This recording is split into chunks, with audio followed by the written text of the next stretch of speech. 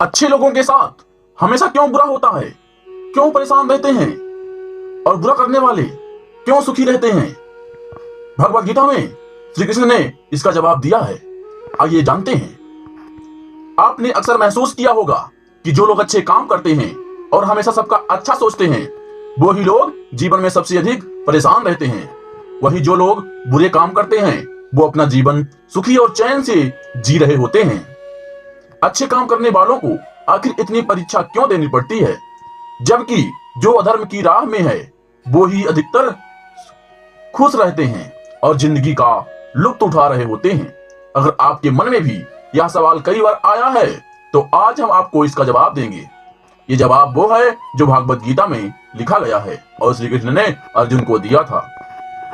भागवत गीता में वर्णित कथा के अनुसार जब भी अर्जुन का मन में कोई दुविधा उत्पन्न होती थी, तो वो श्री कृष्ण के पास पहुंच जाते थे। एक बार की बात है कि अर्जुन श्री कृष्ण के पास जाकर कहते हैं कि वो किसी बात को लेकर परेशान हैं और इसका जवाब वो कृष्ण से चाहते हैं। श्री कृष्ण ने पूछा, सवाल क्या है?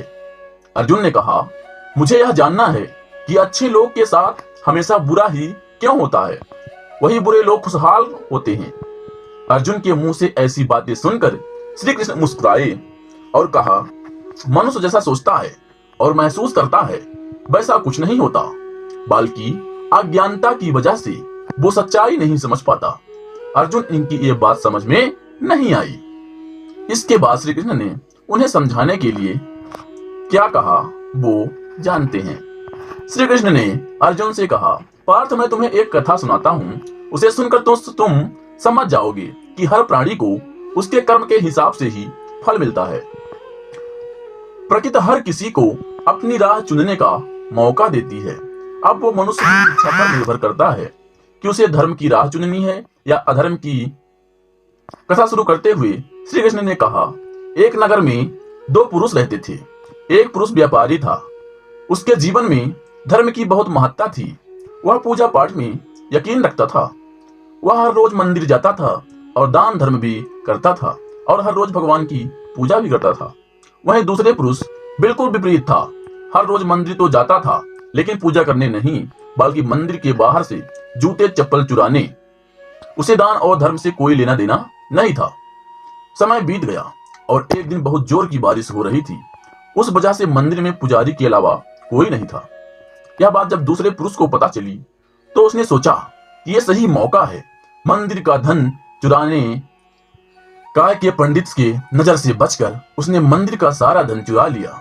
उसी समय धर्म कर्म में विश्वास रखने वाला व्यक्ति भी मंदिर में पहुंचा। दुर्भाग्य से मंदिर के पुजारी ने उसे ही चोर समझ लिया और चिल्लाने लगे। वहां लोग एकत्र हो गए और उसे बहुत मारा। किसी तरह वो खुद को बचते बचते वहां से निकला, तो दुर्भाग्य ने उसका साथ वहां भी छोड़ दिया।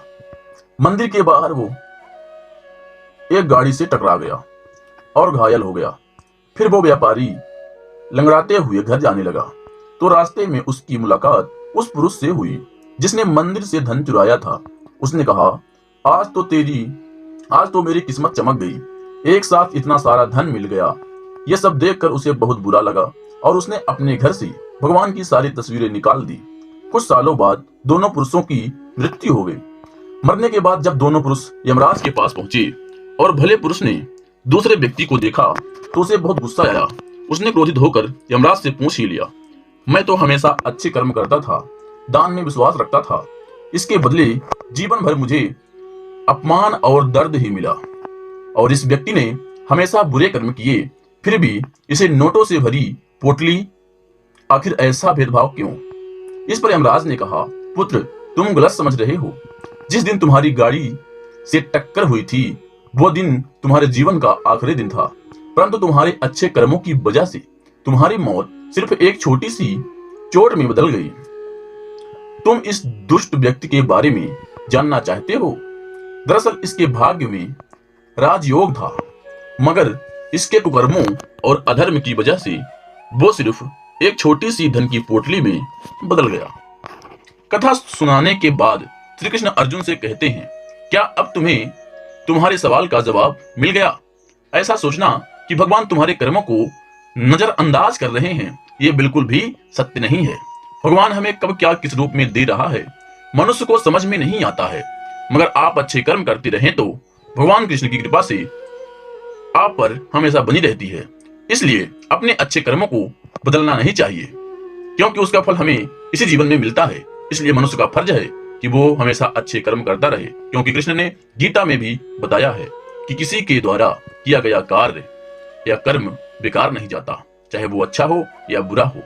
ये कहानी आपको पसंद आए तो लाइक, शेयर एंड चैनल को सब्सक्राइब जरूर करें। आपका बहुत बहुत धन्यवाद। आप और आपका परिवार हमेशा स्वस्थ रहे और बुराइयों से बचता रहे। धन्यवाद।